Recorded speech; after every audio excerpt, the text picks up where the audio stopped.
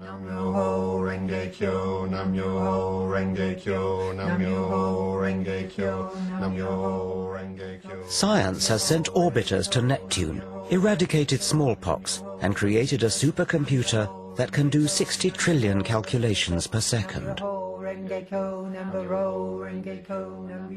Science frees us from superstition and dogma and enables us to base our knowledge on evidence.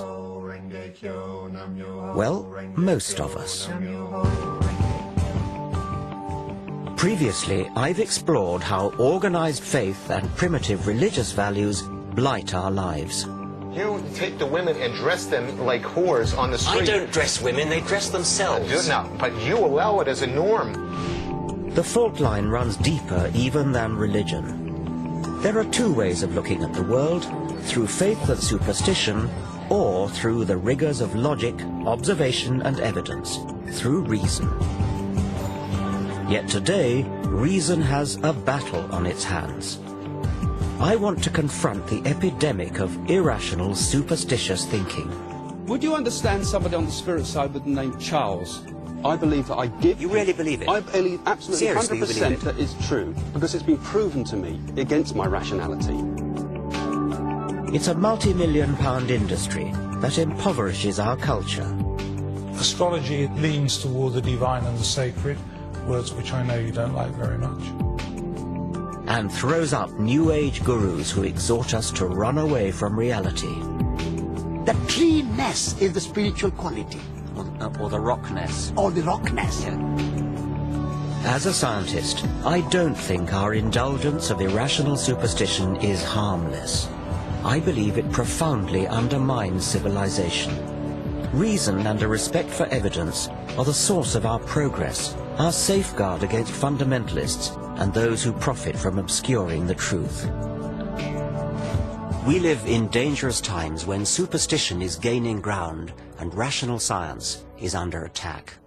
In this program, I want to take on the enemies of reason.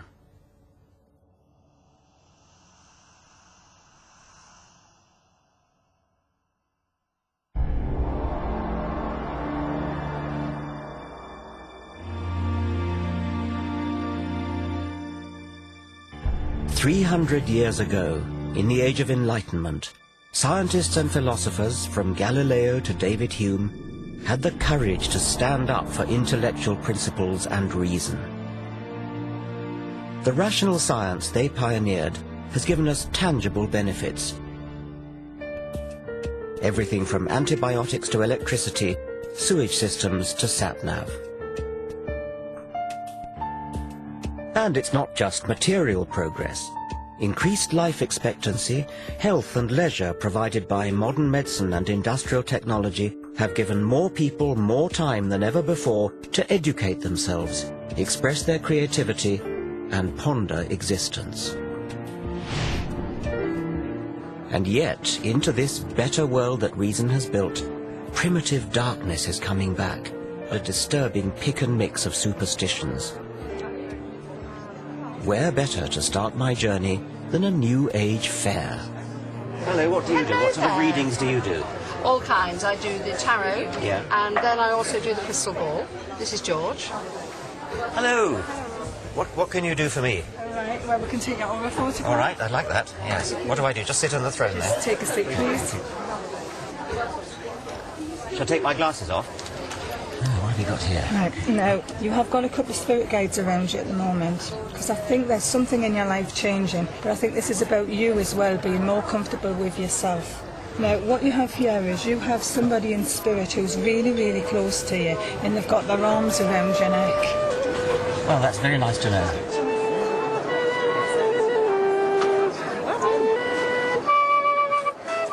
All these people reap the rewards of science and reason, but many here revel in a foggy suspicion of scientific thinking.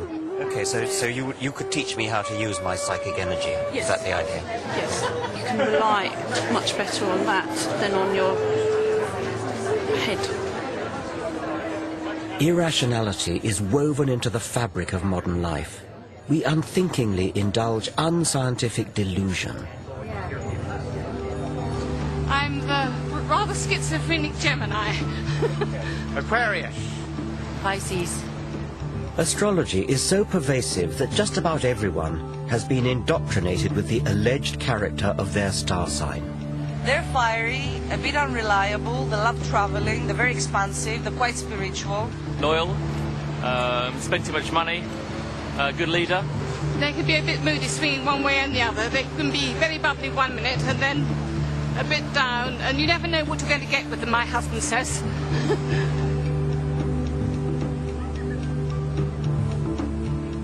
A full quarter of the British population claim to believe in astrology.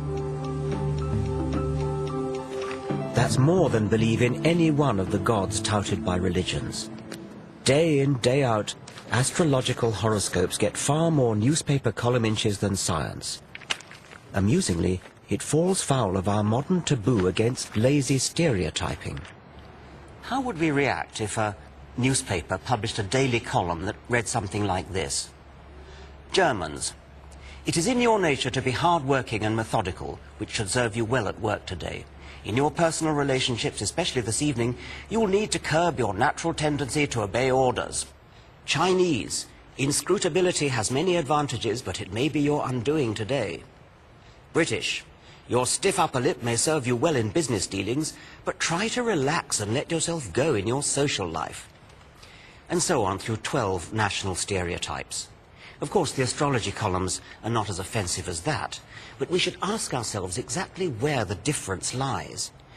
Both are guilty of facile discrimination, dividing humanity up into exclusive groups based on no evidence. So now I want to find out how those who trade in such irrational nonsense can possibly justify what they do.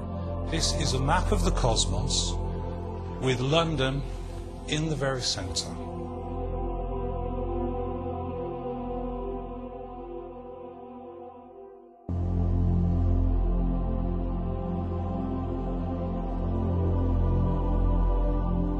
I always thought that by the 21st century, science and reason would have long since cleaned up. And yet every day of the week, we're encouraged to retreat into the fog of the superstitious past. Astrology is a primitive belief system made into elaborate pseudoscience. It arrogantly makes humans the focal point of the universe. The movement of planets is supposed to signify petty developments in our career or love life. It was developed in the 2nd century AD by the philosopher Claudius Ptolemy and has not moved on since, despite the discovery of new planets and despite a shift in the Earth's rotational axis that has thrown Ptolemy's zodiac out by 23 degrees. You could ask a question. You could say, who has stolen my money? It never made sense when it was first invented, and it makes even less sense now. Reel it off as though you mean they get it right. Do you think there's an actual physical influence of the planets that somehow beams down and influences people? I think it's very hard to see that. I think if you try to understand astrology as a causal agent, right, I think that's hard to imagine how that would happen. I think you have to look at the planets as signifiers. When you look at the movement of Saturn around the zodiac, it's a very strong signifier of what's going on in individual lives. I don't even understand how they could possibly be signifiers. I mean, how could the rise of Saturn possibly be a signifier for something that's going on physiologically in a person's body? The position of planets in the signs of the zodiac. This is what you keep coming back to ask me. How could it possibly work? Yes. And I've told you, I don't know. It's a deep, dark mystery. What isn't a deep, dark mystery is why the trite vagaries of newspaper horoscopes seem to chime with readers. Psychologists have identified what's known as the Barnum effect, whereby people tend to believe statements are accurate for them personally, when in fact they're general enough to apply to anyone.